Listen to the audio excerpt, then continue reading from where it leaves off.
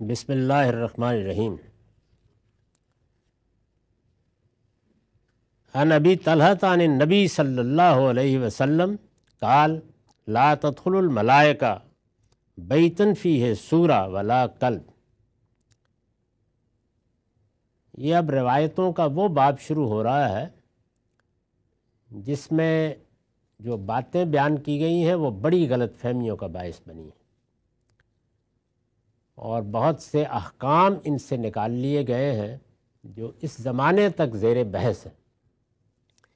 میں نے اس روایت کا متن پڑھا ہے، یہ مصنف ابن ابی شیبہ سے لی گئی ہے اور اس کا رقم ہے 19950۔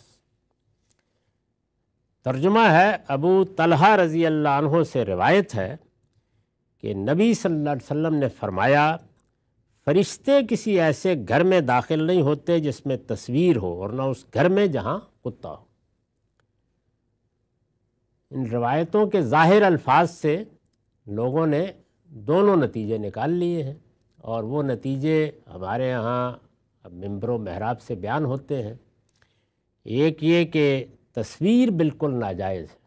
جب فرشتے گھر میں داخل نہیں ہوتے تو کون مسلمان ہے کہ جو اس بات کو پسند کرے گا کہ اس کے گھر میں رحمت کے فرشتے نہ آئیں؟ یہ تو معلوم ہے کہ ان کی آمد و شد جاری رہتی ہے، بلکہ بشارت دی گئی ہے کہ جب فجر کی نماز میں ہم بلند آواز سے تلاوت کرتے ہیں تو فرشتے اس کو سنتے ہیں، اور قرآن مجید میں دی گئی ہے۔ روایتوں میں بھی بہت سے اس طرح کے واقعات بیان ہوئے ہیں کہ جب یہ بات ایک مسلمان سنے گا تو اس کے دل میں کھٹک پیدا ہوگی، تصویر کے بارے میں بھی اور کتے کے بارے میں بھی۔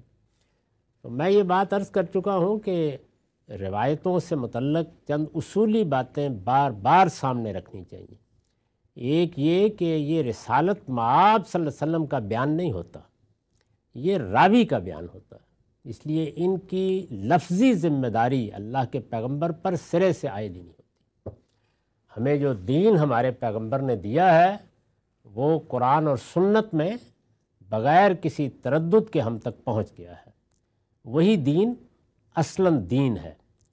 روایتیں رسالت مآب صلی اللہ علیہ وسلم کی گفتگویں باتیں ہیں، ایک آدمی نے سنی، دوسرے نے سنی، کہاں تھی، کس ذیل میں تھی، کس سیاق میں تھی، کبھی بیان کر دیا کبھی نہیں بیان کیا، جو جملہ سنا اس سے جو مطلب لیا اس کو اپنے الفاظ کا جامہ پہنا دیا۔ تو اس لیے یہ ضروری ہوتا ہے کہ ان کو اصل پر مبنی کر کے سمجھا جائے۔ یہی وہ چیز ہے کہ جس کو امام شاطبی نے الموافقات میں ایک پورا باب باندھ کے اصول کے طور پر واضح کیا کہ اخبار احاد کے لیے وہ اصل تلاش کرنی چاہیے جس پر وہ مبنی ہوتی ہیں، اور وہ اصل کہاں ہوگی؟ وہ اصل یا قرآن میں ہوگی یا سنت میں ہوگی۔ اور قرآن و سنت میں جو چیزیں اصل کے لحاظ سے بیان ہوئی ہیں وہ دونوں طرح کی ہیں، وہ اصول عامہ بھی ہیں اور اس کے ساتھ جزوی احکام بھی ہیں۔ تو دیکھا جاتا ہے کہ یہ بات جو کہی گئی ہے اس کا کیا تعلق ہے، یہ کس چیز پر مبنی ہے، یہ کہاں سے کہی گئی ہوگی جس کو کسی شخص نے سنتے ہوئے یہ صورت دے دی۔ یہ سمجھنا ناگزیر ہے، نہ سمجھیں گے تو جس طرح قرآن میں وہی حشر ہوتا ہے کہ آپ نے سیاق و سباق سے آیت کو اٹھا لیا تو پھر جو مطلب چاہے پہنا دیں، وہی روایتوں میں بھی ہوتا ہے، اور یہ ہوا ہے، دونوں جگہ ہوا ہے ہمارے ہاں۔ اس وجہ سے اس پر میں نے جو حواشی لکھے ہیں وہ سن لیجیے۔ پہلی چیز تھی تصویر۔ یہی فرمایا گیا نا کہ فرشتے کسی ایسے گھر میں داخل نہیں ہوتے جس میں تصویر ہو۔ یہ اس لیے، یعنی کیوں کہا یہ آپ نے؟ تو جب ہم قرآن و سنت میں اصل کو بھی سامنے رکھ لیتے ہیں اور پھر اس کے بعد چونکہ روایات اصلاً اصول عامہ کو بیان کرنے کے لیے نہیں ہوتی ہیں، وہ اطلاقی ہوتی ہیں، اپلائیڈ ہوتی ہیں، یعنی کسی موقع پر بات کہی گئی ہے، ماحول میں کہی گئی ہے، اس کو سمجھنے کی ضرورت ہوتی ہے۔ یہ اس لیے کہ زمانہ رسالت کے عرب میں، یعنی اب یہ دیکھیے ماحول بتایا جا رہا ہے، یہ کہاں کہی گئی یہ بات؟ یہ اس لیے کہ زمانہ رسالت کے عرب میں تصویریں اور مجسمے زیادہ تر پرستش کے لیے یا پھر ایسی چیزوں اور ایسے اشخاص کی بنائی جاتی تھیں جن سے متعلق مشرکانہ جذبات کے پیدا ہو جانے کا اندیشہ ہوتا تھا۔ یعنی یہ زمانہ نہیں تھا کہ آپ کی جیب میں کیمرہ پڑا ہوتا ہے اور آپ تصویریں کھینچتے چلے جاتے ہیں۔ تصویریں بڑے اہتمام سے بنائی جاتی تھیں، مجسمے بھی بنائے جاتے تھے، لیکن بہت بڑی تعداد میں مشرکانہ اوہام کو سامنے رکھ کر، یا شرک کے لیے یا پرستش کے لیے، جیسے بت بنائے جاتے تھے اسی طرح تصویریں بنائی جاتی تھیں۔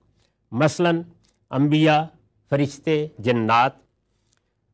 یہ بات بھی سمجھ لیجئے کہ جو شرک ہے اس کے بارے میں جب لوگ گفتگو کی ابتدا کرتے ہیں تو وہ دیوی دیوتاؤں سے کریں گے، بتوں سے کریں گے، لیکن تاریخ کو اگر اللہ تعالیٰ کی کتاب کی روشنی میں پوری طرح بصیرت کے ساتھ پڑھیے تو خود شرک مذہبی تصورات سے پیدا ہوا ہے۔ یعنی جب اللہ کے پیغمبروں سے ابتدا کی گئی، پہلے انسانی کو پیغمبر بنا دیا گیا، تو وہ معلومات بھی حاصل ہوئیں جو نادیدہ عالم کے بارے میں، یعنی ایک تو وہ عالم ہے جو ہمارے تجربے اور مشاہدے میں آتا ہے، جس پر سائنس مبنی ہوتی ہے۔ نادیدہ عالم کے بارے میں اطلاعات میں یہ بتایا گیا کہ صرف تم ہی نہیں ہو اس زمین پر، ایک دوسری مخلوق جنات بھی ہیں، وہ بھی پھرتے ہیں یہاں پہ، وہ تمہیں نظر نہیں آتے۔ پیغمبروں کے ذریعے سے معلوم ہوا کہ اللہ تعالیٰ انسانوں کے ساتھ ربط فرشتوں کے ذریعے سے پیدا کرتا ہے، اور وہ ایک بڑی برتر، بڑی غیر معمولی مخلوق ہے، وہ بھی ہے، تم ہی پہلی مرتبہ شعور کے ساتھ نہیں بنائے گئے ہو۔ تو ان دونوں اطلاعات کو ان کی جگہ پر رہنا چاہیے تھا، اور پھر خود پیغمبر جن کا انتخاب کر لیا جاتا تھا وہ بھی ظاہر ہے بہت ممتاز تھے۔ تو انہی کے ساتھ انسانوں کے تعلق اور تصورات سے جب ذرا وقفہ آ گیا تو مشرکانہ اوہام پیدا ہونا شروع ہو گئے، انہی کے بت بنے، یہی دیوی اور دیوتا ہیں جن کا تصور اصل میں پیغمبروں سے چلا اور بعد میں شرک میں تبدیل ہو گیا۔ معاف کیے۔ مثلاً انبیاء، فرشتے، جنات، ان کے بسیرا کرنے کے درخت، ہر گاؤں میں سنا ہوگا کہ یہاں ہمارے ہاں اس پیپل کے درخت پر، اس بڑ کے درخت پر فلاں جن کا بسیرا ہے، اور ان کی سواری کے لیے پروں والے گھوڑے، یعنی فرشتوں کے پر، اور جب وہ کبھی آتے ہیں یا جنات آتے ہیں تو ان کے گھوڑے بھی اڑتے ہیں۔ یہ تصورات پیدا ہونا شروع ہو گئے۔ یہ عرب کے اندر جو چیزیں موجود تھیں ان کا میں نے ذکر کیا۔ یہ ظاہر ہے، یعنی یہ جو کچھ ہے یہ کیا ہے؟ یہ ظاہر ہے کہ عقیدے کی نجاست ہے۔ اللہ تعالیٰ نے قرآن مجید میں بتایا نا کہ جو نجاست ہم لفظ بولتے ہیں، یہ چیز پاکیزہ نہیں ہے، یا پلید ہے، یا گندی ہے، یا نجس ہے، تو یہ سوری لحاظ سے بھی بولا جاتا ہے۔ صورت میں ایک چیز ہمیں غلیظ نظر آتی ہے، جیسے بول و براز ہے، اسی طرح سے معنوی نجاست کے لیے بھی قرآن میں استعمال ہوا ہے، اور بتوں کے معاملے میں استعمال ہوا ہے۔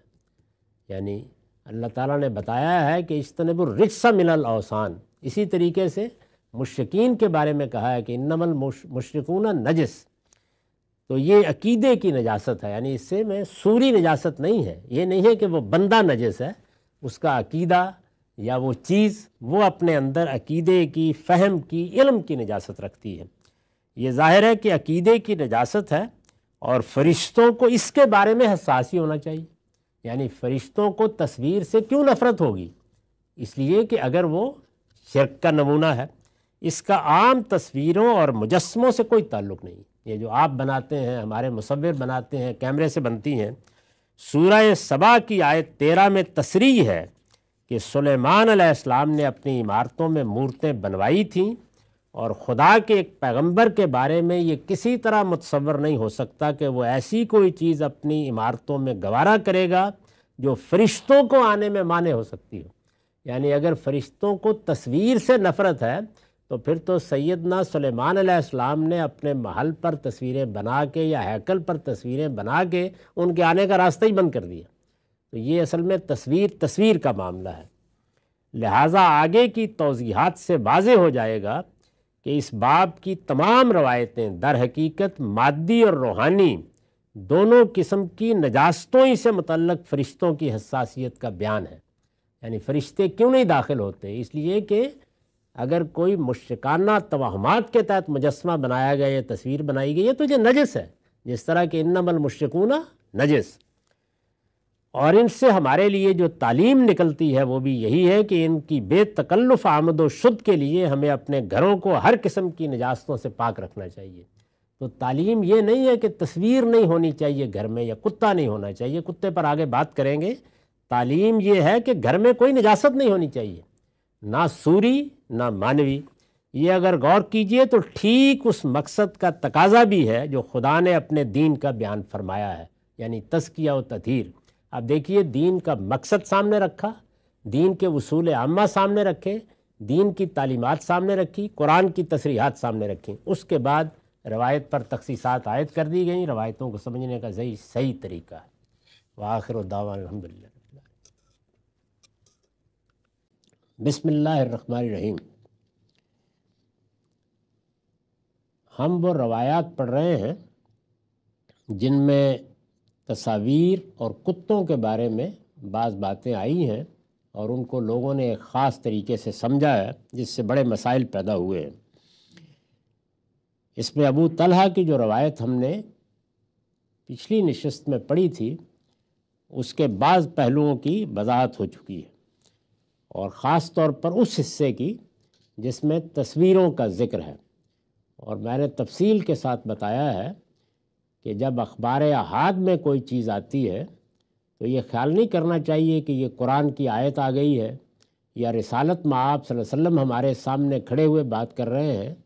اللہ کے پیغمبر کی بات کیا تھی، کس موقع پر کہی گئی، کہاں کہی گئی، سننے والوں نے اپنے ذوق کے لحاظ سے، اپنے فہم کے لحاظ سے اس کو کبھی پورا، کبھی سیاق و سباق کے ساتھ، کبھی ایک جملے کی صورت میں آگے بیان کر دیا۔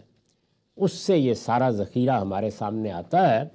لہٰذا اس کو سمجھنے کے لیے یہ ضروری ہوتا ہے کہ اس پوری ترتیب کو ہمیشہ ملحوظ رکھا جائے، یعنی دین کا مقصد کیا ہے، اس کے اصول عامہ کیا ہیں، اس کے جزوی احکام کیا ہیں، اصل کی حیثیت قرآن و سنت کو حاصل ہے، اس سے اس روایت کا کیا تعلق قائم ہوتا ہے، اس سب کو سامنے رکھ کر پھر اس کا مفہوم متعین کیا جاتا ہے۔ تو میں نے یہ عرض کر دیا کہ اس میں جو تصویریں زیر بحث ہیں وہ نہ وہ تصویریں ہیں جو اب ہم کھینچتے بناتے ہیں، نہ اس سے پہلے جو تصویریں عام رہی ہیں، یہ در حقیقت وہ مجسمے، وہ تصویریں ہیں جو مشرکانہ توہمات کے تحت بنائی جاتی تھی، ان کو ممنوع قرار دیا اور یہ فرمایا کہ فرشتے جب گھر میں وہ موجود ہوں، یعنی اس طرح کے مجسمے، اس طرح کی تصویریں، تو وہ داخل نہیں ہوتے۔ دوسری چیز جو بیان ہوئی تھی وہ یہ تھی کہ لا تدخل الملائکہ بیتن فیہ سورہ ولا کلب، فرشتے کسی ایسے گھر میں داخل نہیں ہوتے جن میں اس طرح کی تصویر ہو، جس کا میں نے ذکر کیا۔ اور دوسری چیز یہ تھی کہ جہاں کتا ہو۔ اب اس کتے سے کیا مراد ہے؟ اس پر میں نے لکھا ہے کہ یعنی وہ کتا جسے سدایا نہ گیا ہو۔ اگر آپ جانوروں کے بارے میں کچھ واقف ہیں تو یہ جانتے ہیں کہ جانور کو اگر آپ نے رکھنا ہے، گھر میں رکھنا ہے، یا آپ نے شکار کے مقصد سے جانور کو پالنا ہے، تو یہ ضروری ہے کہ جانور کی تربیت ہوئی ہو۔ اس کو قرآن نے بیان کیا ہے، یہ فرمایا ہے کہ جانوروں کو سدانے کا علم ہم نے انسان کے اندر ودیت کیا ہے، اور وہ جانور جو سدائے ہوئے جانور ہیں، یعنی معلم ہیں، ان کو سکھا دیا گیا ہے، سدھا لیا گیا ہے۔ وہ جانور انسان کے اگر ساتھ بھی ہوں، اس کے پاس رہیں بھی، اور اس کے ذریعے سے وہ فوائد بھی حاصل کریں، جیسے کہ اب آپ جانتے ہیں کہ کتوں سے بہت کام لیے جاتے ہیں، اور قدیم زمانے میں شکار کرنے، اسی طرح اپنے ریوڑ کو ہانکنے، اپنے باڑے کی حفاظت کرنے کے لیے تو یہ کام لیے جاتے رہے ہیں، لیکن یہ کن سے لیے جاتے ہیں؟ یہ گلیوں میں آوارہ پھرتے ہوئے کتوں سے نہیں لیے جاتے، یہ سدائے ہوئے کتوں سے یا سدائے ہوئے جانوروں سے، جو جانور بھی جیسے پرندوں میں بھی بعض کو سدا لیا جاتا ہے۔ تو یہ جس کتے کا یہاں ذکر ہے، اس میں جو غلطی ہوئی ہے وہ یہ ہے کہ اس کو کتوں کی جنس سمجھ لیا گیا ہے۔ ایک گھروں میں جو پلے داخل ہو جاتے ہیں، کتے داخل ہو جاتے ہیں، دیہات میں دیکھا ہوگا، نہ ان کو یہ احساس ہوتا ہے کہ انہوں نے بول و براز کہاں کرنا ہے، کہاں گندگی پھیلا دیں گے، کہاں نجاست پھینک دیں گے۔ اگر وہ گھر میں بھی ہوں گے تو ظاہر ہے کہ اسی طریقے کے مطابق جو کچھ بھی کرنا ہوگا کریں گے۔ تو یہ کتے ہیں جو یہاں زیر بحث ہیں، جس طرح وہ تصویریں یہاں زیر بحث ہیں کہ جن کو مشرکانہ توہمات کے تحت بنایا جائے۔ تو میں نے لکھا ہے کہ یعنی وہ کتا جسے سدایا نہ گیا ہو، لہٰذا جہاں چاہے گندگی پھیلا سکتا ہو۔ تو اگر اس طرح کے کتے آپ کے گھر میں ہیں کہ کچھ معلوم نہیں کہ کہاں پیشاب کر دیں گے، کہاں رفع حاجت کے لیے بیٹھ جائیں گے، کہاں کیا گندگی آ کے ڈال دیں گے، تو پھر فرشتے نہیں آئیں گے گھر میں، اس میں محتاط رہنا چاہیے۔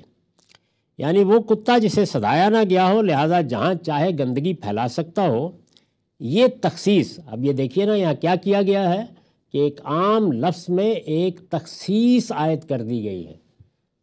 لفظ تو عام ہی تھا کتا، لیکن اس کو پورے نظم میں رکھ کر، یعنی یہ کہ دین کا مقصد کیا ہے، یہ کہ اس کے اصول عامہ کیا ہے، یہ کہ قرآن و سنت میں جزوی طور پر دوسری ہدایات کیا ہیں۔ جیسے میں نے عرض کیا کہ سورہ مائدہ میں تو معلوم ہوتا ہے کہ اللہ تعالیٰ نے کتوں کو اٹھایا ہے اور اعلیٰ ترین شرف پہ پہنچا دیا ہے، یعنی ان کا کیا ہوا شکار حلال ہے۔ وہ اگر صدائے ہوئے ہیں تو بس اللہ کا نام انہی پر پڑھ دو، وہ تمہارے لیے اعلیٰ اور جاریہ ہیں۔ اور اصحاب کہف کے کتے سے تو آپ واقف ہی ہیں کہ وہ غار کے سامنے بیٹھا ہوا ہے اور اللہ کے فرشتے روز آتے ہیں جاتے ہیں۔ یعنی وہ کتا جسے صدایا نہ گیا ہو، لہٰذا جہاں چاہے گندگی پھیلا سکتا ہو۔ یہ تخصیص اس لیے ضروری ہے کہ سورہ مائدہ کی آیت 4 میں اللہ تعالیٰ نے کتوں کے صدانے کے علم کو اپنا سکھایا ہوا علم قرار دیا اور فرمایا ہے کہ انہیں اگر اللہ کا نام لے کر شکار پر چھوڑا جائے تو اس شکار کو پھاڑ دینا ہی اس کا تزکیہ ہے۔ یہ تزکیہ ہے جس کے بغیر کوئی جانور حلال نہیں ہوتا، یعنی جب تک اس کا خون پوری طرح نہیں نکال دیا گیا۔ اب ظاہر ہے کہ ہم جانور کو ذبح کرتے ہیں، اس کا حلقوم کاٹتے ہیں، چھری ہاتھ میں پکڑے ہوئے ہوتے ہیں۔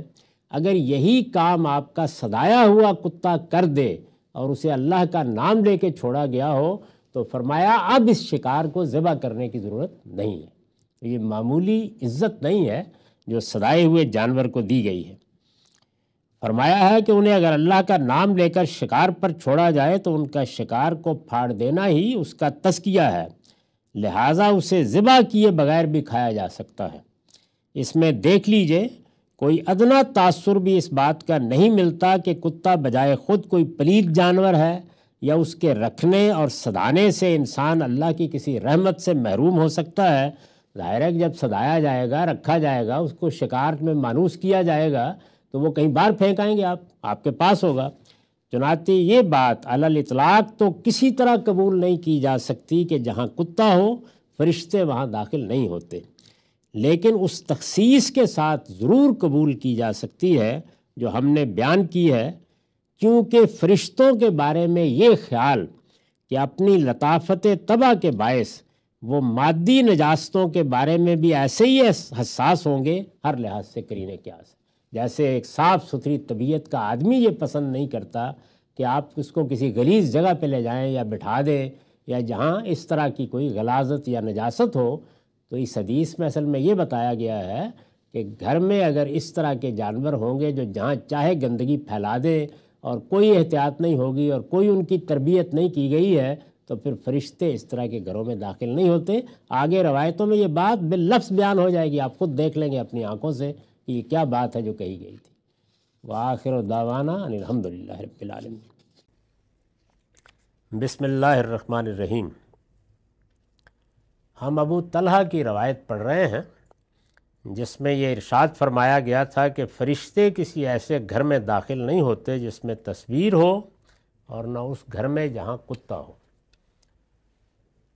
میں پچھلی نشست میں عرض کر چکا کہ ان دونوں باتوں کا مطلب کیا ہے، یعنی تصویریں وہ تصویریں مقصود ہیں جن کو شرک کے لیے استعمال کیا جائے۔ اللہ تعالیٰ نے شرک کو ممنوع قرار دیا ہے، شرک سب سے بڑا جرم ہے، اور شرک کے لیے ہمیشہ یہ چیز اختیار کی گئی کہ جو انسان نے توہمات قائم کیے ہیں ان کو تصویر میں یا مجسمے میں ڈال دے، اور اسی سے بت پرستی کا رواج ہوا۔ عربوں کے ہاں بھی یہ چیز موجود تھی، بہت تفصیل سے میں عرض کر چکا ہوں کہ اس کی نوعیت کیا تھی۔ تو یہ بتایا گیا کہ اس طرح کی تصویریں اگر گھر میں رکھو گے تو پھر اللہ کے فرشتے شرک سے نفرت کرتے ہیں، وہ کبھی اس میں داخل نہیں ہوں گے۔ اور میں نے عرض کیا تھا کہ خود قرآن نے یہ بتا دیا ہے کہ شرک ایک نجاست ہے اور اس کے قریب بھی آدمی کو نہیں جانا چاہیے۔ دوسری یہ کہ وہ کون سے کتے ہیں، تو میں نے عرض کیا کہ وہ کتے کے جو صدائے نہ گئے، یعنی اگر کتے کو صدایا نہیں گیا جس کو قرآن مجید نے تکلیب کہا ہے، اس کو تربیت دینا، اور بڑی تعریف کی ہے سورہ مائدہ میں کہ وہ کتے جنہیں اس طریقے سے اللہ تعالیٰ نے جو علم اس انسان کو دیا ہے اس سے رہنمائی لے کر وہ صدا لیتا ہے اور پھر وہ اس کے بتائے ہوئے طریقے کے مطابق کام کرتے ہیں، تو ان کا تو کیا ہوا شکار بھی اللہ کے نزدیک اگر ذبح کرنے کا موقع نہ ہو اور خون نکل گیا ہو ان کے پھاڑنے سے تو حلال قرار دے دیا گیا۔ تو یہ بتایا گیا ہے کہ وہ کون سے کتے ہیں۔ اس کو پھر سن لیجئے، یعنی وہ کتا جسے صدایا نہ گیا ہو، لہٰذا جہاں چاہے گندگی پھیلا سکتا ہو۔ اس طرح کے آوارہ کتے آپ نے یہاں سے پکڑ لیا، وہاں سے پکڑ لیا۔ اب تو آپ کو وہ کتے دیکھنے کو نہیں ملتے، لیکن دیہات کی زندگی کا جن لوگوں کو تجربہ ہے انہیں معلوم ہے کہ وہ کیسے گھروں میں آ جاتے تھے اور کس طرح گندگی پھیلا دیتے تھے۔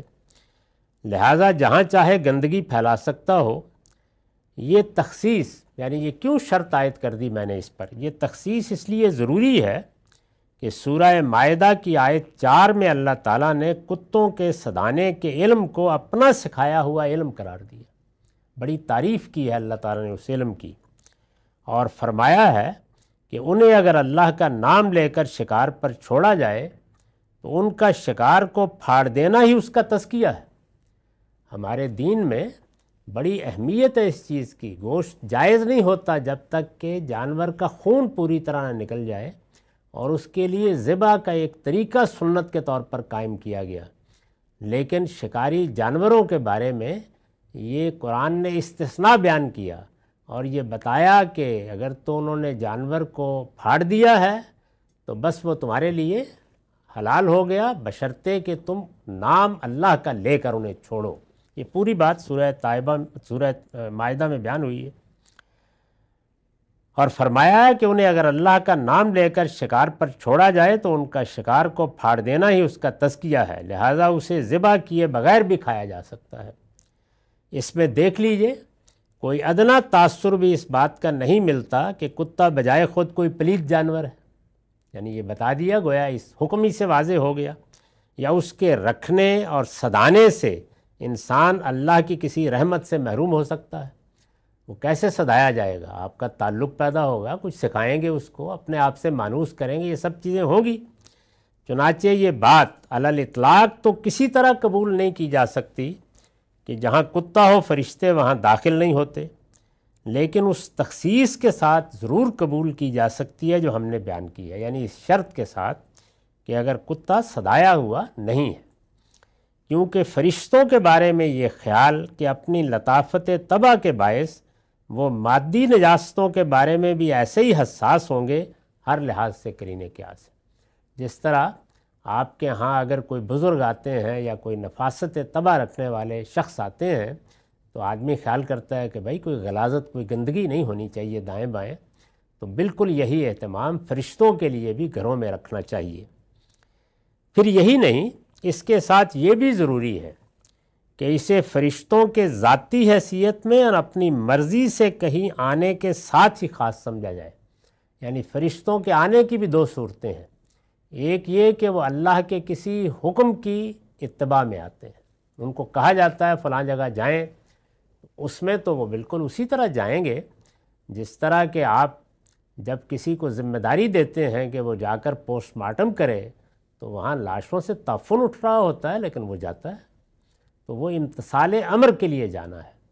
اور ایک دوسرا جانا ہے وہ یہ ہے کہ آپ اپنی خوش طبعی کے لیے، آپ کسی کے ساتھ محبت کے لیے، آپ کسی کے ساتھ تعلق کے اظہار کے لیے اپنے طور پر جاتے ہیں۔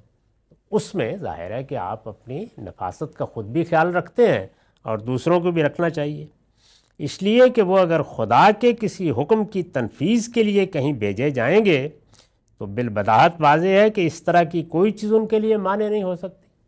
جب وہ اس طرح بھیجے جائیں گے تو پھر تو وہ ہر جگہ آئیں گے، وہ ان کا آنا کوئی خوشی کا آنا نہیں ہوتا یا اپنی مرضی کا آنا نہیں ہوتا، وہ اللہ کے حکم کو پورا کرنے کے لیے آتے ہیں۔ وہاں جو بھی ہوگا آئیں گے، یعنی آپ دیکھیے کہ وہ بدر میں آئے اور انہوں نے آ کے مسلمانوں کی مدد کی، اور وہاں سب مشرکین ہی مشرکین تھے جن کے ساتھ معاملہ ہوا، لیکن وہ اللہ کے حکم کی پیروی میں آئے۔ چنانچہ یہ کسی طرح متصور نہیں ہو سکتا کہ فرشتے اصحاب کہف کے غار میں محض اس لیے داخل نہیں ہوتے ہوں گے کہ غار کی دہلیز پر ان کا کتا اپنے دونوں ہاتھ پھیلائے ہوئے بیٹھا تھا۔ قرآن مجید نے تصویر کھینچی ہے کہ جب اللہ کے وہ بندے غار میں چلے گئے تو ان کا کتا اس غار کے باہر بیٹھا ہوا تھا، پاسبان نگہبان بن کر، وَقَلْبُهُمْ بَاسِطٌ ذَرَائِعَهُ بِالْوَسِيدِ، یہ خود قرآن کے الفاظ ہیں۔ تو کتے کا خاص طور پہ ذکر کیا اللہ تعالیٰ نے، اس وجہ سے یہ خیال کرنا کہ ہر کتے کے بارے میں بات کہہ دی گئی ہے، ایسا نہیں ہے۔ یہاں یہ بات ملحوظ رہے کہ فرشتے ذاتی حیثیت میں اور اپنی مرضی سے، ذاتی حیثیت میں اور اپنی مرضی سے، یعنی جیسے ہم اپنے دوستوں سے، اپنے احباب سے ملتے ہیں، ملاتے ہیں، جاتے ہیں، یہاں یہ بات ملحوظ رہے کہ فرشتے ذاتی حیثیت میں اور اپنی مرضی سے پیغمبروں کے ہاں تو آتے ہی، آنا جانا رہتا ہے ان کا، ان کے علاوہ عام لوگوں کے ہاں بھی ان کا اس طریقے سے آنا مستبد نہیں ہے۔ یعنی نیک لوگوں کے ہاں، صالحین کے ہاں، عام لوگوں کے ہاں بھی فرشتوں کی آمد و شد جاری رہتی ہے۔ چنانچہ سورہ بنی اسرائیل کی آیت 78 میں تصریح ہے، قرآن نے بتایا کب کب آتے ہیں۔ چنانچہ سورہ بنی اسرائیل کی آیت 78 میں تصریح ہے کہ فجر کی قرات وہ لازماً سنتے ہیں۔ آپ فجر کی قرات مسجد میں کر رہے ہیں، آپ گھر میں کر رہے ہیں، جب آپ اللہ کی کتاب پڑھتے ہیں تو قریب میں جو فرشتے ہیں وہ آپ کے ساتھ شامل ہو جاتے ہیں اس میں۔ تو یہ تو آنے کا وہ وقت ہے جس کو خود قرآن نے بیان کر دیا ہے۔ قرآن کی عام تلاوت کے موقع پر بھی ان کے آنے کا ذکر بعض روایتوں میں ہوا ہے۔ آپ روایتوں میں دیکھیے تو صحابہ کرام کے بعض تجربات بیان ہوئے ہیں کہ جس میں انہیں محسوس ہوا کہ وہ قرآن پڑھ رہے ہیں اور ان کے گرد و پیش میں فرشتے اس کو سن رہے ہیں۔ بڑا مشہور واقعہ ہے کہ جس میں ایک صاحب کے گھوڑے بتک گئے، انہوں نے پوچھا تو حضور نے بتایا کہ فرشتے تمہاری تلاوت سن رہے تھے۔ خیر و برکت کی دوسری مجالس اور مواقع کو اس پر قیاس کیا جا سکتا ہے کہ ان میں بھی ان کی شرکت ہر وقت متوقع ہو سکتی ہے۔ کوئی نیکی کا کام ہو رہا ہے، قرآن پڑھایا جا رہا ہے، دین کی بات ہو رہی ہے، تو وہ اگر قرب و جوار میں موجود ہوں تو جس طرح ایک صالح انسان بیٹھ جاتا ہے وہ بھی بیٹھ جاتے ہیں ان مجالس میں۔ اس روایت میں اجمال کا اسلوب ہے، لیکن اس باب کی آخری روایت میں ام المومنین سیدہ میمونہ کے بیان کو دیکھیے۔ یہ بہت سی روایتیں آگے آئیں گی، اس میں ایک آخری روایت آئے گی جو ام المومنین سیدہ میمونہ سے ہے، اس کو دیکھیے تو ہماری اس بات کی تائید ہوتی ہے کہ فرشتوں کے گھروں میں داخل نہ ہونے کا باعث نجاست کا احتمال ہی ہو سکتا ہے۔ انہوں نے اس میں بتایا ہے کہ کتا نکال دیا گیا تو رسول اللہ صلی اللہ علیہ وسلم نے اس کے بیٹھنے کی جگہ پر پانی لے کر چھڑک دیا۔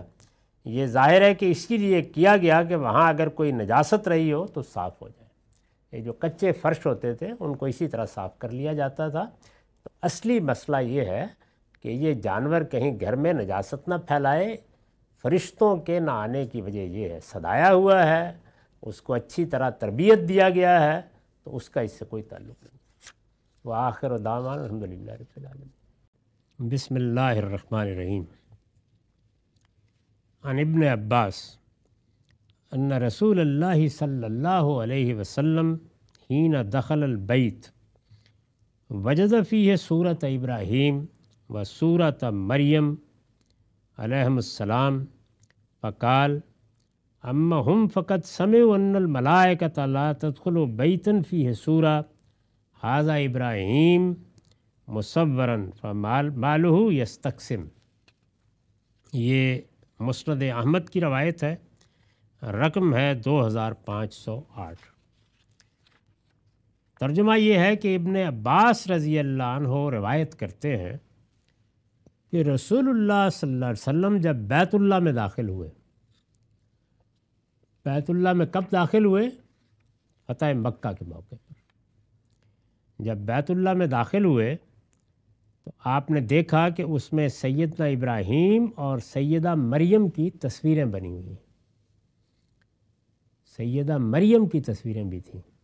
اس سے آپ اندازہ کر سکتے ہیں کہ جو بنی اسرائیل کی مذہبی یا دینی روایت تھی وہ کس طرح خود بنی اسماعیل کے ہاں بھی ایک احترام کی جگہ پر تھی۔ اس میں سیدنا ابراہیم اور سیدہ مریم کی تصویریں ہیں۔ انہیں دیکھ کر آپ نے فرمایا یہ لوگ سن چکے تھے کہ فرشتے اس گھر میں داخل نہیں ہوتے جس میں تصویر ہو۔ یہ پیچھے بیان ہو چکا ہے کہ رسالت بآب صلی اللہ علیہ وسلم نے یہ بات جب فرمائی تو اس میں تصویروں سے کون سی تصویریں مراد تھیں؟ تو میں نے عرض کیا تھا کہ یہ وہ تصویریں ہیں جو مشرکانہ توہمات کے تحت بنائی جاتی ہیں۔ شرک ایک وہم ہے، اور اس میں بت بنایا جائے، اس میں تصویر بنائی جائے، یہ سب توہمات ہی ہوتے ہیں۔ یہ تصویریں ہیں کہ جو ممنوع قرار دی گئی ہیں۔ باقی وہ تصویریں جو اب ہم بناتے ہیں، جو ابلاغ کے لیے استعمال کی جاتی ہیں، تعلیمی مقاصد کے لیے گھروں میں لگا لی، آپ نے اپنی بنا لی، اس کا اس سے کوئی تعلق نہیں۔ دین میں جو چیزیں ممنوع قرار دی گئی ہیں ان میں بنیادی چیزیں جو اخلاقی لحاظ سے ممنوع قرار دی گئی ہیں وہ 5 ہیں، اور ان میں سب سے بڑی چیز شرک ہے۔ تو اس وجہ سے شرک کے مظاہر کو نہ انسان گھر میں رکھے گا نہ کسی دوسری جگہ۔ شرک کے یہ مظاہر جہاں بھی ہوں گے وہاں مسلمان کیوں داخل ہوں گے اور فرشتے کیوں داخل ہوں گے؟ تو فرمایا کہ ان لوگوں نے بیت اللہ میں، اللہ کے گھر میں، اللہ کی بنائی ہوئی مسجد میں، اللہ کا وہ پہلا گھر کہ جو اللہ کی عبادت کے لیے بنایا گیا ہے، جس کی تعمیر نو ابراہیم علیہ السلام نے کی، اس میں ابراہیم کی اور مریم کی علیہم السلام تصویریں بنا کے لگا دی ہوئی۔ تو آپ نے فرمایا کہ یہ لوگ سن چکے تھے۔ تو آپ دیکھیے اس میں بھی یہ بات کہی گئی ہے وہ ایک بڑی حقیقت کا بیان ہے۔ میں نے اس پر لکھا ہے یعنی اپنے آبا سے سن چکے تھے، یعنی یہ بات کہ فرشتے جہاں پہ مشرکانہ تصویریں ہوں یا بت ہوں وہاں داخل نہیں ہوتے، یہ بات یہ سن چکے تھے، انہیں معلوم تھا۔ یہ اس لیے فرمایا کہ قریش مکہ یہ رسول اللہ کی قوم کے لوگ ہیں، ابراہیم و اسماعیل علیہم السلام کی اولاد تھے۔ یعنی یہ کوئی جس طرح ہمارے ہاں تصور بن گیا ہے کہ دین سے ناآشنا قوم تھی، وہ خدا کے 2 پیغمبروں کی اولاد ہیں۔ اور فرشتوں کے بارے میں یہ بات اگر حضور نے فرمائی ہے صلی اللہ علیہ وسلم تو آپ سے پہلے کے انبیاء نے بھی یقیناً فرمائی ہوگی۔ اس وقت بھی جو تورات ہے اگر آپ اس کو پڑھیں تو اس میں پورے باب ہیں جو ان مورتوں کے بارے میں، یعنی انہی تصویروں کے بارے میں۔ اس وقت جو تورات ہے اس میں بھی بڑی سخت تنبیہات ہیں کہ ایسی کوئی مورت تم نہیں بناؤ گے، ایسی کوئی تصویر نہیں بناؤ گے جو پرستش کے لیے بنائی جائے، وہاں بھی بہت سختی ہے۔ تو فرمایا کہ یہ انبیاء علیہم السلام نے کہا، ان کو سنا انہوں نے، اس کے باوجود یہ دیکھیے کہ انہوں نے اپنے آبا کی تعلیم سے روگردانی کر کے یہ کیا حرکت کی ہے۔ یہاں اس کا حوالہ محض ان کے عمل کی شناعت کو بیان کرنے کے لیے دیا گیا ہے، یعنی مطلب یہ ہے کہ یہ اپنی ذات میں ہی ایک برا کام تھا، ایسا ہونا ہی نہیں چاہیے تھا، لیکن ستم بالائے ستم یہ کہ ان کے آبا نے انہیں بتایا تھا، روکا تھا۔ اور میں عرض کر رہا ہوں کہ تورات میں جس طرح روکا گیا ہے اس چیز سے، اس طریقے سے ہمارے ہاں بھی یہ چیز بیان نہیں ہوتی۔ بہت وضاحت سے اس پہ یہ بات بیان ہوئی ہے۔ گویا مدعا یہ ہے کہ اس طرح کی تصویروں سے فرشتوں کی کراہت کو جانتے تھے، انہیں معلوم تھا کہ اپنی ذات میں بھی یہ مشرکانہ توہمات کے تحت بنائی گئی تصویریں ایک نجاست ہے، اور انہیں یہ بھی پتہ تھا کہ یہ ایک مسجد بنا رہے ہیں جس میں فرشتوں کی آمد و شد رہنی ہے، تو انہیں تو کسی طرح بھی یہ حرکت نہیں کرنی چاہیے تھی۔ لیکن اس کے باوجود ان کے لیے اذیت کا یہ سامان فراہم کرنے سے باز نہیں آئے، یعنی ان کو اس کا احساس نہیں ہوا۔ جب آپ کو یہ پتہ ہو کہ جہاں آپ فجر کی نماز پڑھتے ہیں وہاں فرشتے آئیں گے، روز آتے ہیں، جو آپ کی مسجدیں ہیں ان میں نماز کی قرات سنتے ہیں، شریک ہوتے ہیں، تو پھر آدمی کو محتاط رہنا چاہیے کہ اس میں کوئی ایسی چیز نہ ہو جو ان کے لیے اذیت کا باعث بنے۔ اس کے یہ معنی ہرگز نہیں ہے کہ ان کے اس عمل کی وجہ سے فرشتے خدا کی اس اولین عبادت گاہ میں داخل نہیں ہوتے ہوں گے۔ فرشتے تو آئیں گے، اللہ تعالیٰ کا حکم ہے وہ آئیں گے، لیکن فرمایا کہ وہ کس اذیت سے آتے ہوں گے یہاں پر۔ اگر کہیں آپ نے نجاست پھیلا رکھی ہے اور جہاں کوئی شریف النفس آدمی داخل ہونا پسند نہیں کرتا، تعفن اٹھ رہا ہے، تو سوچنا چاہیے نا کہ آپ نے کیا کیا ہے اس معاملے میں۔ تو حضور نے فرمایا کہ یہ سن چکے تھے، ان کو ان کے آبا نے بتا دیا تھا، یہ پیغمبروں کی اولاد ہیں، لیکن پھر بھی انہوں نے بیت اللہ میں یہ تصویریں لگا رکھی ہیں۔ اسی سے اندازہ بھی کر لیجئے کہ یہاں بھی وہی لفظ تصویر ہے استعمال ہوا ہے، لیکن پیچھے سیاق نے بتا دیا کہ کون سی تصویریں مراد ہیں، وہی سیدنا ابراہیم کی تصویر، سیدہ مریم کی تصویر۔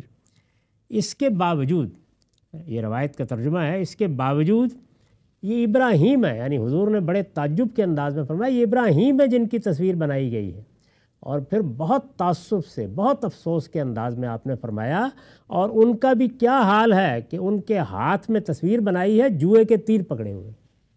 یعنی یہ کمال انہوں نے دکھایا ہے اس میں۔ اس پر میں نے لکھا ہے مطلب یہ ہے کہ سفاہت کی انتہا ہے، یعنی بے وقوفی، حماقت اور جہالت کی انتہا ہے کہ ایک پیغمبر کی تصویر بنا کر بیت اللہ میں رکھ دی۔ یعنی پہلے تو یہی دیکھ لیجئے کہ ایک پیغمبر کی تصویر بنائی اور مسجد میں رکھ دیا، اور سب سے بڑی مسجد میں رکھ دیا، اور وہ بھی اس طرح کے ہاتھ میں جوئے کے تیر بھی پکڑا دیے، اس لیے کہ ان سے فالیں لیتے تھے نا یہ لوگ، وہ رکھے ہوتے تھے تیر انہوں نے، تو اس سے فال لیتے تھے عام طور پر۔ مذہب کو جو سب سے بڑا مسئلہ پیش آتا ہے وہ یہی ہوتا ہے کہ لوگ اپنے دنیوی مقاصد کے لیے اس کو استعمال کرتے ہیں۔ قرآن کی اس آیت سے یہ ہو جائے گا، فلاں وظیفہ پڑھو گے تو یہ نتیجہ نکل آئے گا، تو اسی طرح کا ایک یوں سمجھ لیجئے کہ احمقانہ قسم کا استعمال اس وقت بھی ان تصویروں کا ہوتا تھا۔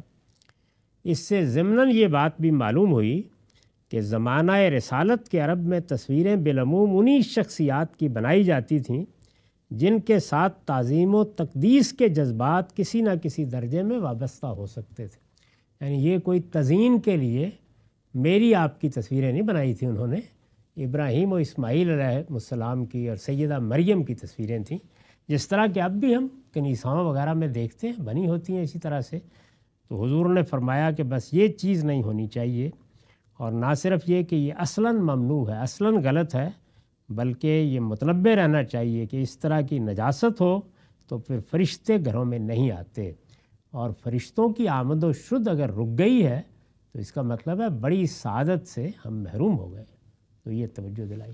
وآخر دعوان الحمدللہ رب العالمین۔ بسم اللہ الرحمن الرحیم۔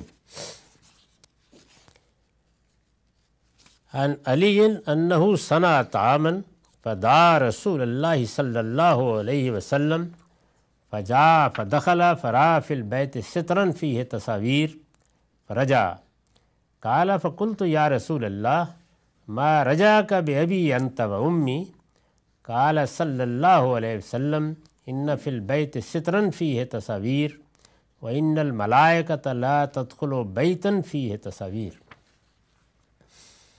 یہ روایت مسند ابی یعلیٰ سے لی گئی ہے، رقم ہے 436۔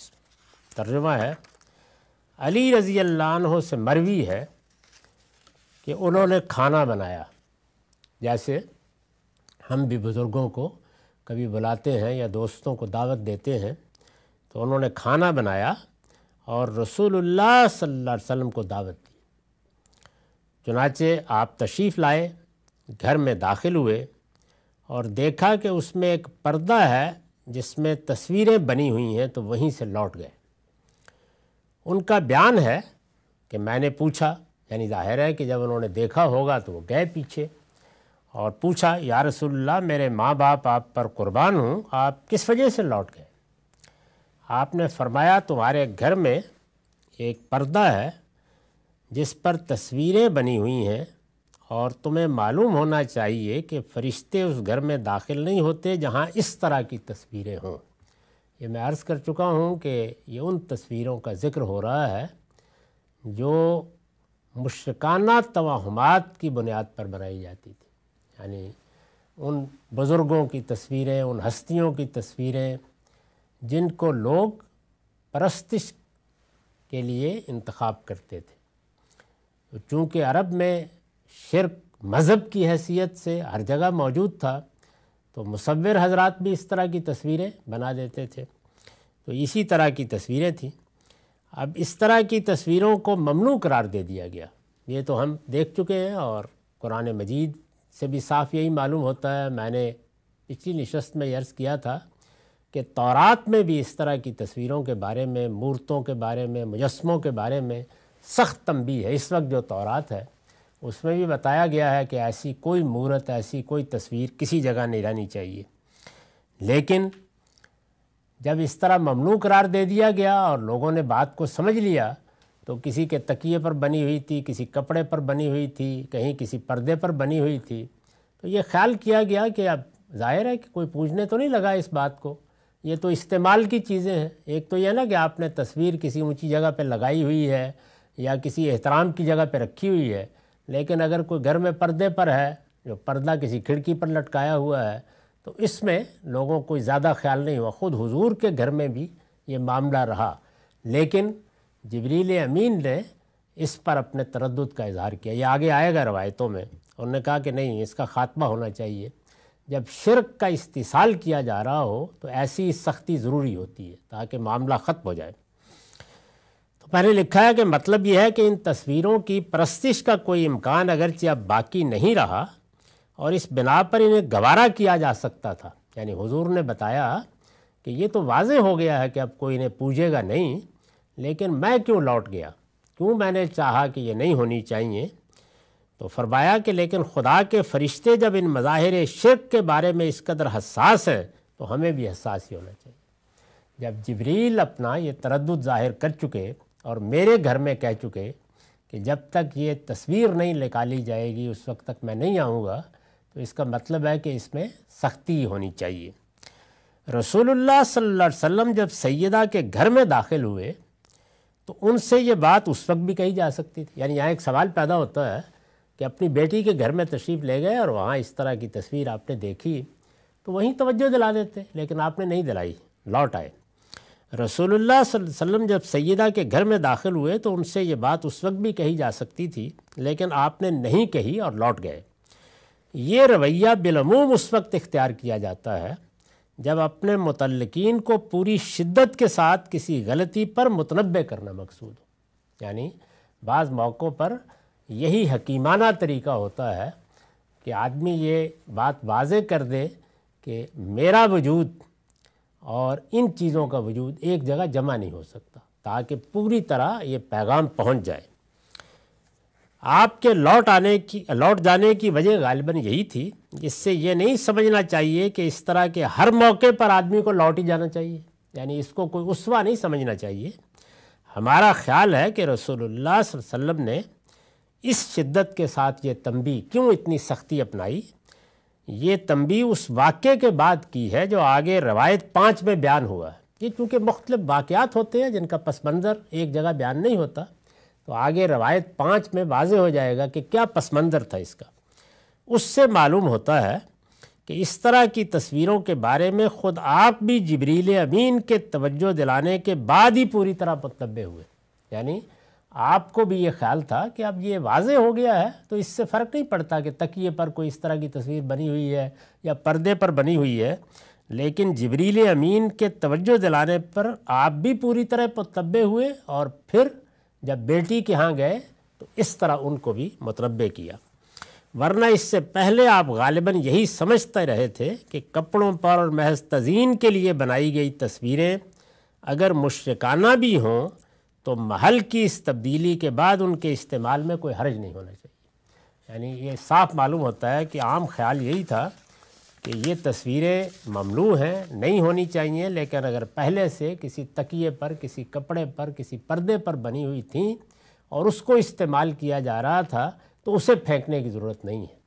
تو اس چیز پر بھی جبریل امین نے جب اپنے تردد کا اظہار کیا اور توجہ دلائی تو حضور خود بھی متنبع ہوئے، اور آپ نے پھر اپنے بچوں کو بھی اس طریقے سے تنبیہ فرمائی۔ وآخر دعوانا الحمدللہ رب العالمین۔ بسم اللہ الرحمن الرحیم۔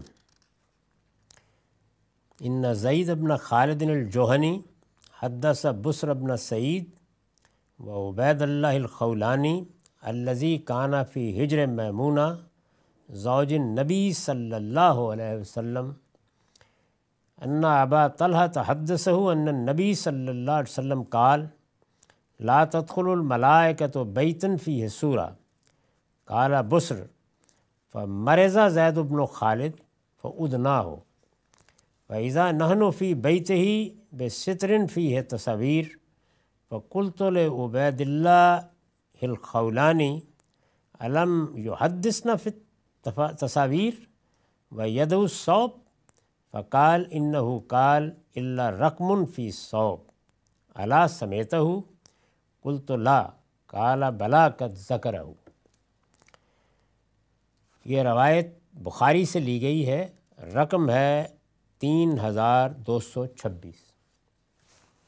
زید بن خالد جوہنی رضی اللہ عنہ نے بسر بن سعید اور عبید اللہ خولانی کو بتایا، جنہیں نبی صلی اللہ علیہ وسلم کی اہلیہ سیدہ میمونہ نے پالا تھا، کہ ان سے ابو طلحہ رضی اللہ عنہ نے بیان کیا کہ نبی صلی اللہ علیہ وسلم نے فرمایا، یہ اس کی سند ہے روایت کی، کہ ابو طلحہ رضی اللہ عنہ نے بیان کیا کہ نبی صلی اللہ علیہ وسلم نے فرمایا، فرشتے اس گھر میں داخل نہیں ہوتے جہاں تصویر ہو۔ یہ روایت پیچھے آ چکی ہے اور میں عرض کر چکا ہوں کہ اس میں جو تصویر ہے وہ تصویریں ہیں جو مشرکانہ توہمات کے تحت بنائی جاتی تھیں، ان کو نہ بنانا چاہیے نہ رکھنا چاہیے، اور یہ بالکل صحیح ہے کہ اس گھر میں فرشتے نہیں داخل ہوتے، اس لیے کہ شرک ایک نجاست ہے، اور یہ جہاں ہوگی وہاں فرشتے کیوں آئیں گے۔ بسر کہتے ہیں کہ پھر زید بن خالد کسی موقع پر بیمار ہوئے، یعنی یہ بات ابو طلحہ نے بیان کی، اور ایسا ہوا کہ زید بن خالد بیمار ہو گئے تو ہم ان کی عیادت کے لیے گئے۔ ہم کیا دیکھتے ہیں کہ ان کے گھر میں ایک پردہ ہے جس میں تصویریں بنی ہوئی، یعنی یہ روایت تھی، اور گھر میں گئے عیادت کے لیے تو ایک پردے پر کچھ تصویریں تھیں۔ میں نے یہ دیکھا تو عبید اللہ خولانی سے کہا، کیا نبی صلی اللہ علیہ وسلم کا تصویر کے بارے میں ارشاد انہی نے ہم سے بیان نہیں کیا تھا؟ یعنی یہ بات کہ اگر تصویر ہوگی تو فرشتے نہیں آئیں گے، یہ تو انہی نے بیان کیا تھا، اور اپنے گھر میں یہ پردہ لگایا ہوا ہے جس کے اوپر تصویر ہے، اور خود یہ کپڑا اپنے گھر میں رکھے ہوئے ہیں، یعنی یہ کیا بات ہوئی؟ اس پر عبید اللہ نے کہا، انہوں نے جواب دیا، انہوں نے یہ بھی بتایا تھا، یعنی جن سے بات کی گئی تو انہوں نے کہا کہ تم نے پوری بات نہیں سنی۔ یہ دیکھیے وہی چیز ہے جو ہم بار بار توجہ دلاتے ہیں کہ یہ تاریخی ریکارڈ ہے، جس کو آپ حدیث کہتے ہیں یا روایتیں کہتے ہیں، ان میں پوری بات نہیں بیان ہوتی۔ بعض اوقات اس کے پس منظر میں کیا چیز تھی، اس پر کیا کیا قیود عائد ہوتی ہیں، وہ مذکور ہی نہیں ہوتی، کوئی دوسرا آدمی توجہ دلاتا ہے۔ تو اس لیے اگر آپ میزان میں دیکھیں گے جہاں میں نے تدبر حدیث کے مبادی بیان کیے ہیں، تو وہاں بطور اصول یہ بتایا ہے کہ ان کو سمجھنے کے لیے سب روایتیں اکٹھی کرنی چاہیے، یعنی ایک واقعے سے متعلق جتنی باتیں بھی ہوں، کسی نے آدھی بیان کی ہوتی ہے، کسی نے اگلا ٹکڑا بیان کیا ہوتا ہے، کسی نے کوئی شرط قید چھوڑ دی ہوتی ہے، تو اس سے ذرا تصویر پوری ہو جاتی ہے، اور بعض اوقات تو وہ جمع کرنے ہی سے بات واضح ہو جاتی ہے، نہ ہو تو پھر قرآن مجید کی روشنی میں قیود عائد کرنی ضروری ہو جاتی ہے، اس لیے کہ اللہ کا دین قرآن و سنت میں بیان ہوا ہے۔ تو اب یہ ہے کہ انہوں نے یہ کہا کہ تم نے پوری بات نہیں سنی۔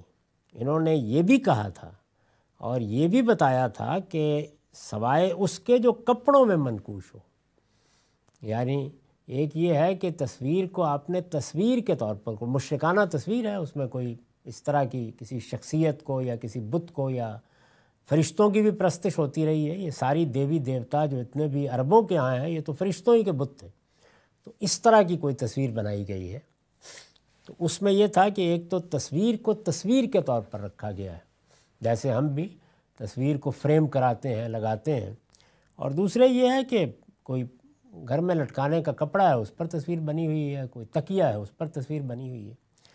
تو یہ کہتے ہیں کہ انہوں نے تو ساتھ یہ بھی بتایا تھا کہ اگر وہ کوئی کپڑے وغیرہ پر ہے یا تکیے پر ہے یا اس طرح کچھ ہے، چادر پر ہے، پھر کوئی حرج نہیں، یعنی پھر وہ اس جگہ نہیں ہے جہاں پر اس کی تعظیم کا کوئی سوال پیدا ہو۔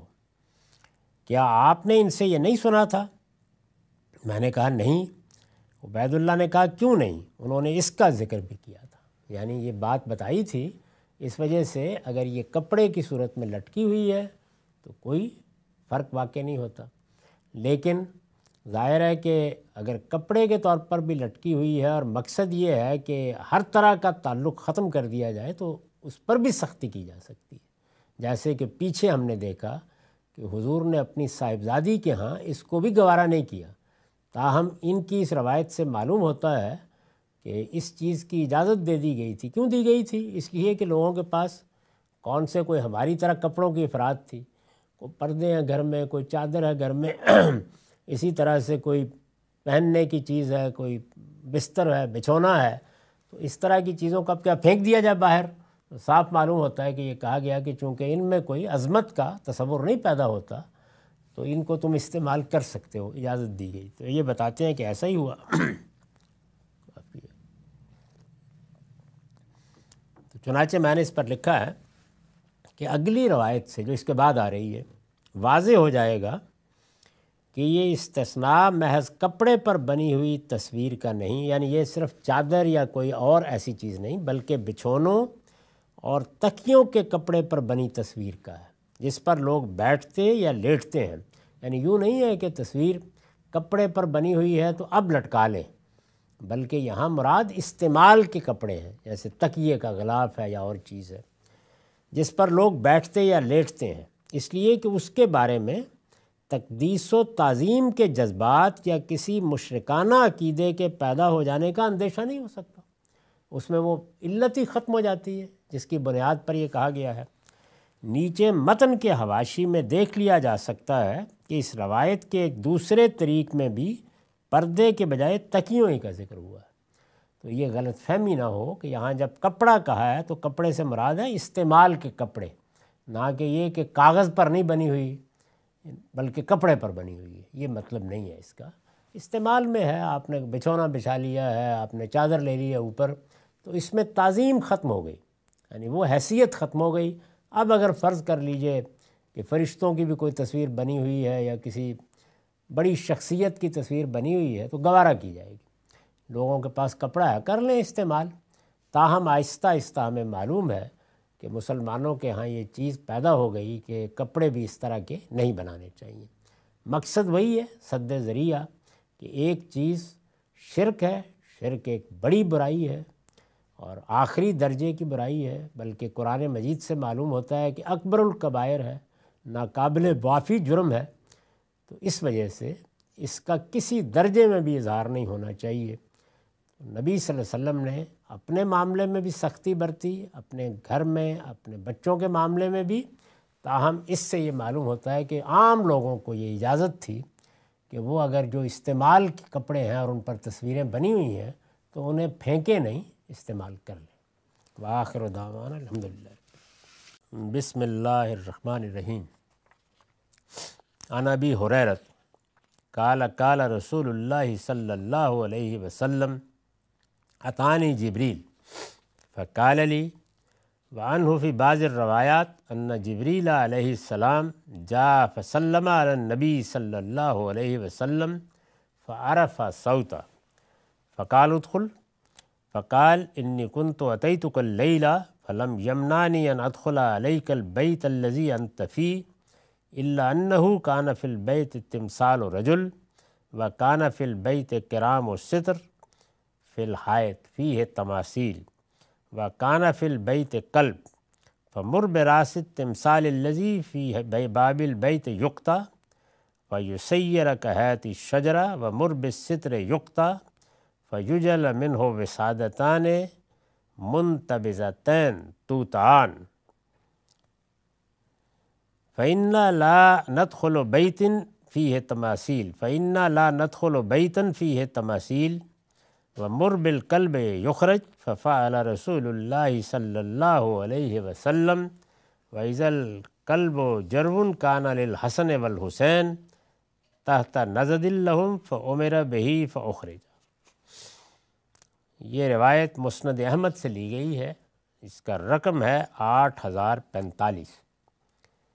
اسی باب کی روایت ہے جس میں کتوں اور تصویروں کے بارے میں یہ مضمون زیر بحث ہے کہ فرشتے وہاں داخل نہیں ہوتے جہاں یہ چیزیں ہوتی ہیں۔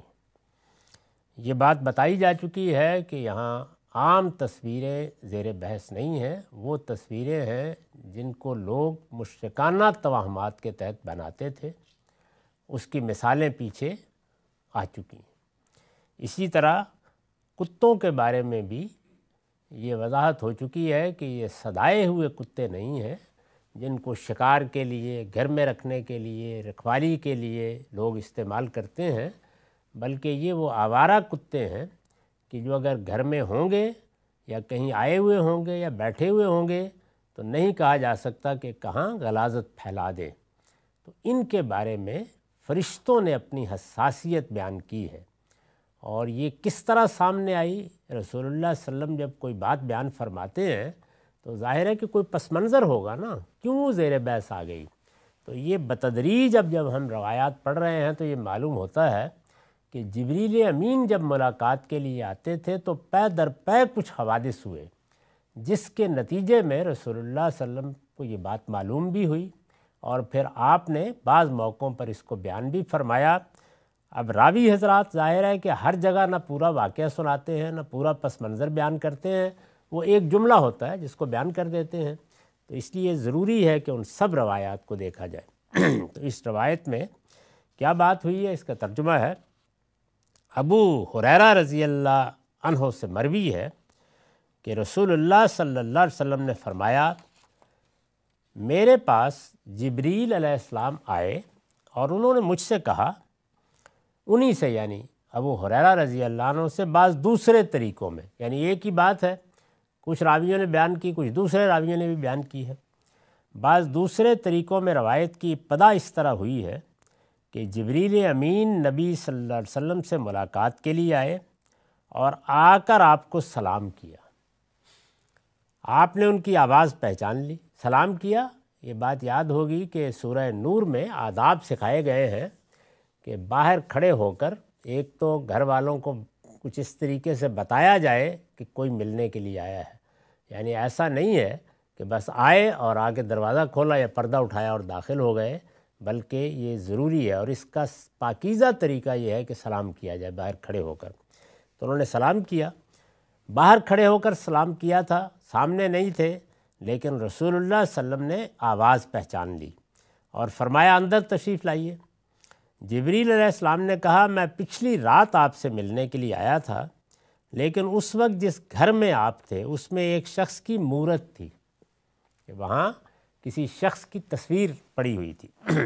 بظاہر یہ لگتا ہے کہ یہ تصویر جیسے مجسمہ سا بنا ہوتا ہے اس طرح کی تھی، لہٰذا یہی چیز آپ سے ملنے میں مانع ہو گئی۔ تو انہوں نے کہا کہ پھر میں واپس چلا گیا۔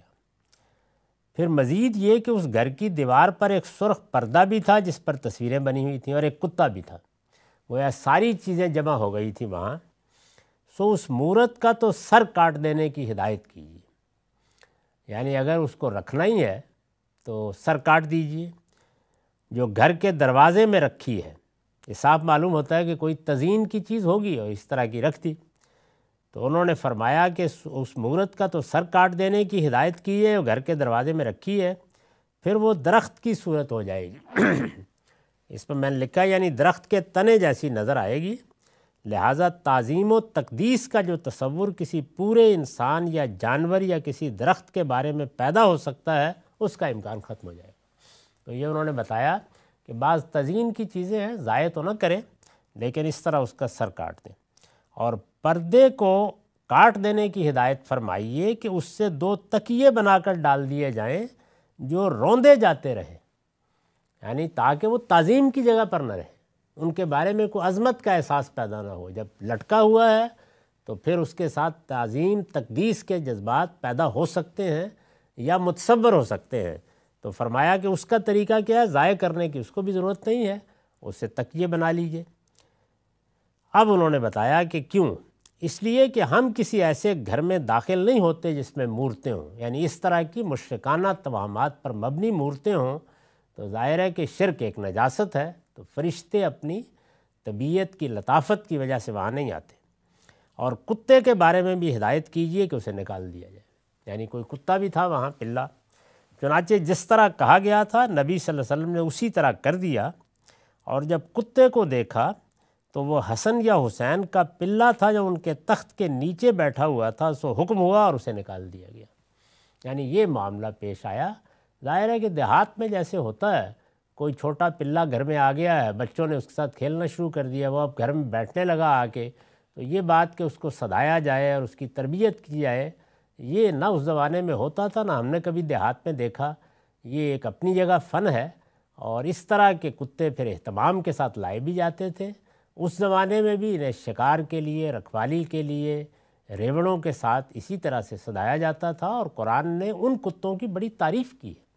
یعنی اس میں یہ بتایا ہے کہ یہ کتے جو صدا لیے جاتے ہیں، یہ تو پھر اگر شکار کر دیں اور بالکل اسی طریقے سے خون نکل جائے جس طرح کہ اللہ کا حکم ہے، تو ان کو دوبارہ ذبح کرنے کی ضرورت نہیں رہتی، شکار کو کھایا جا سکتا ہے اگر اللہ کا نام لے کر کتے کو چھوڑا گیا۔ تو یہ بتا دیا کہ یہ اس کا باعث ہوا ہے۔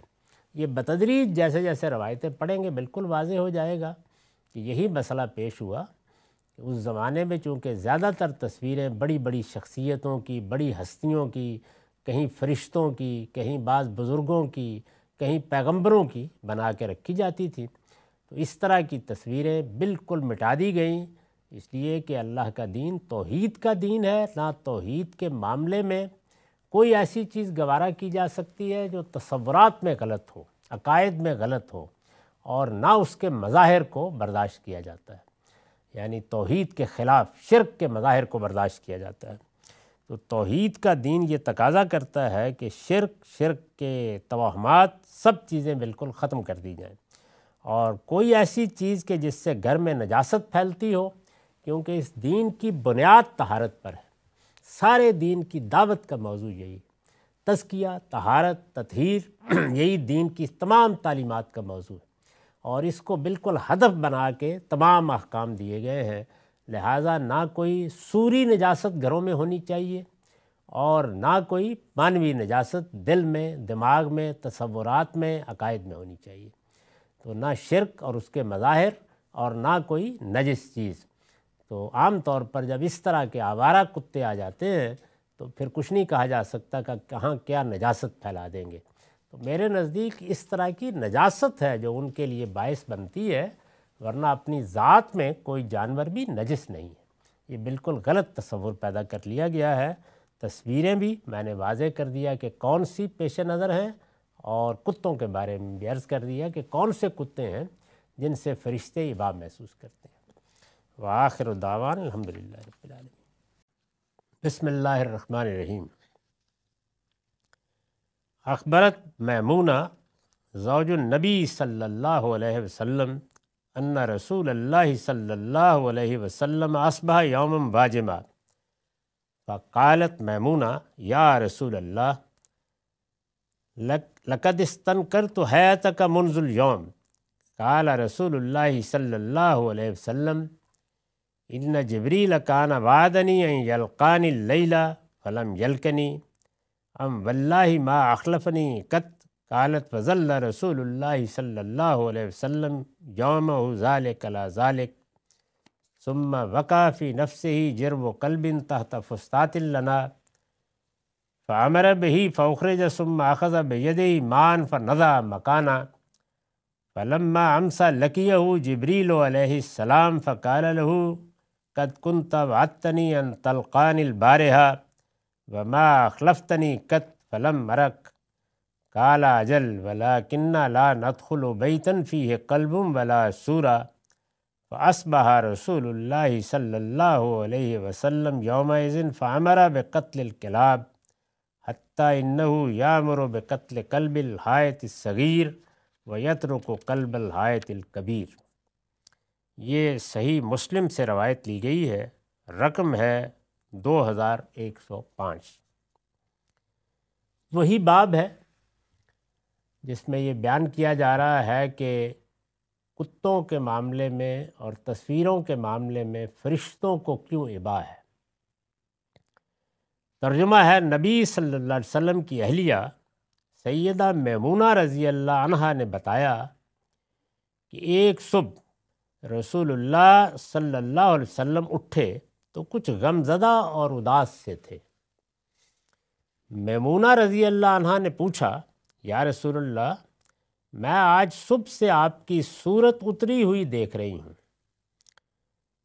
رسول اللہ صلی اللہ علیہ وسلم نے فرمایا جبریل امین نے آج رات مجھ سے ملنے کا وعدہ کیا تھا مگر وہ آئے نہیں۔ خدا کی قسم انہوں نے کبھی وعدے کی خلاف ورزی نہیں کی۔ ان کا بیان ہے کہ رسول اللہ صلی اللہ علیہ وسلم وہ پورا دن اسی طرح رہے، پھر آپ کو خیال ہوا کہ کتے کا ایک پلہ ہمارے خیمے کے نیچے تھا، چنانچہ آپ نے ہدایت کی اور اس کو نکال دیا گیا۔ یہ پیچھے بیان ہو چکا ہے کہ پے در پے کچھ اس طرح کے واقعات پیش آئے۔ جبریل امین ملاقات کے لیے آتے رہتے تھے، وہ تشریف لائے لیکن اس وجہ سے گھر میں داخل نہیں ہوئے، اور جب ملاقات ہوئی تو بتایا کہ جس گھر میں اس طرح کتے ہوں یا مورتیں ہوں وہاں ہم داخل نہیں ہوتے۔ میں پیچھے یہ وضاحت کر چکا ہوں کہ اس میں کون سے کتے موضوع ہیں اور وہ کون سی تصویریں ہیں، یعنی وہ تصویریں کہ جو مشرکانہ توہمات کے تحت بنائی جائیں، زیادہ تر اس زمانے میں وہی بنائی جاتی تھیں، تو چونکہ فرشتے شرک سے شدید نفرت کرتے ہیں اس لیے وہ ایسے گھر میں ایسی جگہ میں داخل نہیں ہوتے۔ اسی طرح کا معاملہ ان کتوں کا ہے یا جو پلے گھروں میں ہوتے ہیں جو سدائے ہوئے نہیں ہیں، یعنی اگر کتے کو آپ نے تربیت دی ہے، سدایا ہے، تو پھر ظاہر ہے کہ وہ گندگی پھیلانے میں یا نجاست پھیلانے میں ایک قاعدے میں رہتا ہے۔ اگر ایسا نہ ہو تو کچھ معلوم نہیں کہ کہاں کیا کر دے گا۔ تو اس طرح کی نجاست سے بھی، یعنی یا وہ سوری نجاست ہے یا مانوی نجاست ہے، اس سے فرشتوں کو اباح ہے اور ہونی بھی چاہیے۔ تو اس طرح کے واقعات بار بار پیش آئے ہیں۔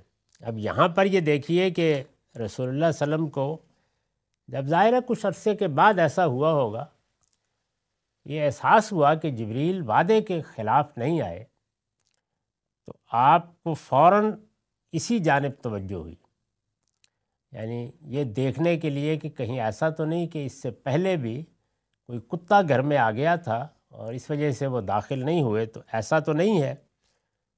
تو آپ نے تصدیق کے لیے دیکھا نیچے، یعنی جھانک کے دیکھا کہ کوئی ایسا تو نہیں۔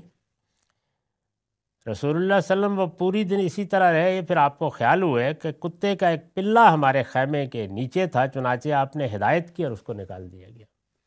یعنی دیکھا تو تھا، ظاہر ہے کہ اس طرح کے دیہاتی گھروں میں وقتاً فوقتاً عام طور پر تو کواڑ بھی نہیں تھے، کوئی کپڑا لٹکا ہوا آ جاتے تھے اس طرح اندر۔ اس کے بعد آپ نے پانی ہاتھ میں لیا اور اس کو اس جگہ چھڑک دیا کہ کہیں اگر اس نے کوئی گندگی پھیلائی ہے یا غلاظت کی ہے تو وہ صاف ہو جائے۔ پھر جب شام ہوئی تو جبریل علیہ السلام آپ سے ملاقات کے لیے آ گئے۔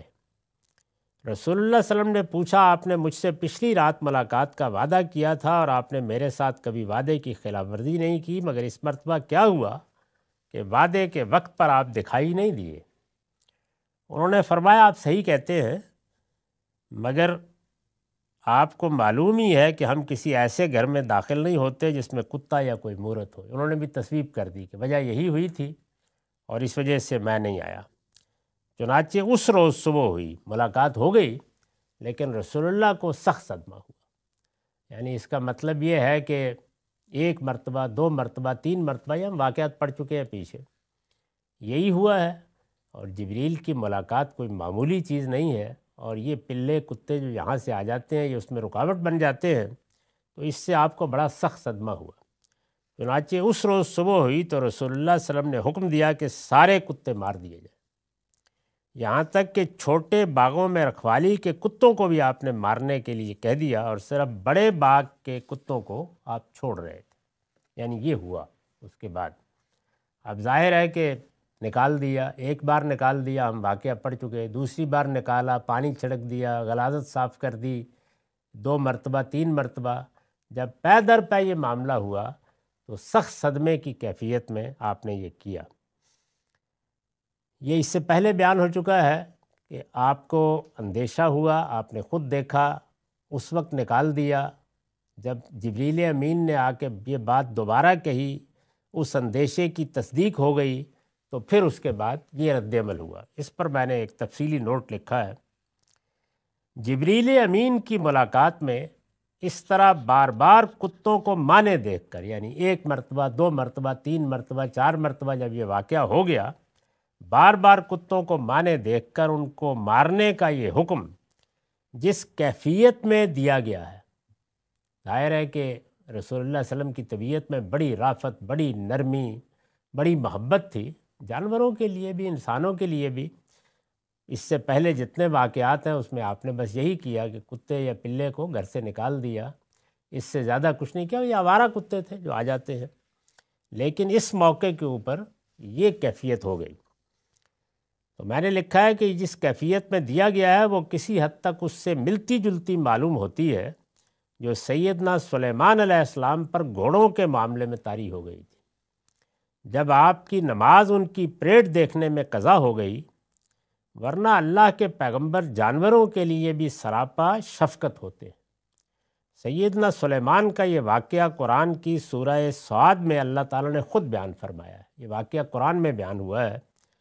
اللہ اور اس کے فرشتوں سے متعلق جذبات محبت کی شدت میں اس طرح کی کیفیات بعض اوقات انبیاء علیہم السلام پر بھی طاری ہو جاتی ہیں۔ یعنی وہاں کیا ہوا وہ قرآن نے بیان کیا ہے کہ انہوں نے اپنے گھوڑے منگوائے، پریڈ دیکھ رہے تھے ان کی، اس میں عصر کی نماز قضا ہو گئی۔ اس میں اتنا شدید تاثر انہیں ہوا، اور اس میں الفاظ بھی یہی ہیں کہ یہ میں کیا کر بیٹھا، گھوڑوں کی محبت میں میں اللہ کی یاد سے بیگانہ ہو گیا۔ تو شدید طبیعت کے اوپر اثر ہوا اور وہ اپنے گھوڑوں کو واپس بلا کے انہیں تلوار سے مارنے لگے۔ سیدنا سلیمان کا یہ واقعہ قرآن کی سورہ صاد میں اللہ تعالیٰ نے خود بیان فرمایا ہے۔ اللہ اور اس کے فرشتوں سے متعلق جذبات محبت کی شدت میں اس طرح کی کیفیات بعض اوقات انبیاء علیہم السلام پر بھی طاری ہو جاتی ہیں۔ ان سے کتوں کو علی العموم مار دینے یا ان سے نفرت رکھنے کا کوئی حکم اخذ کرنے کی کوشش نہیں کرنی چاہیے۔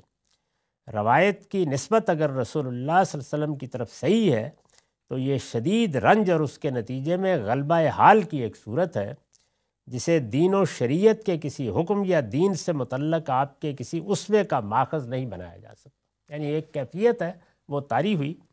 روایتوں سے معلوم ہوتا ہے کہ اس طرح کی ایک کیفیت سیدنا عمر رضی اللہ عنہ پر بھی حضور کی وفات کا سن کر طاری ہو گئی۔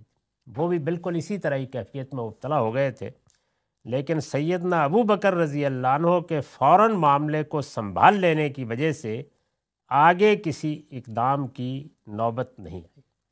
تو یہ اس وجہ سے ہوا، اور اس سے کوئی قانون، کوئی قاعدہ اخذ نہیں کرنا چاہیے۔ چنانچہ اگر صدائے ہوئے کتے ہیں تو ان کو رکھوالی کے لیے گھر میں یا کسی اور مقصد کے لیے رکھنے میں کوئی حرج نہیں، اور مورتیں اگر مشرکانہ توہمات کی نہیں ہیں تو اس میں بھی کوئی حرج نہیں۔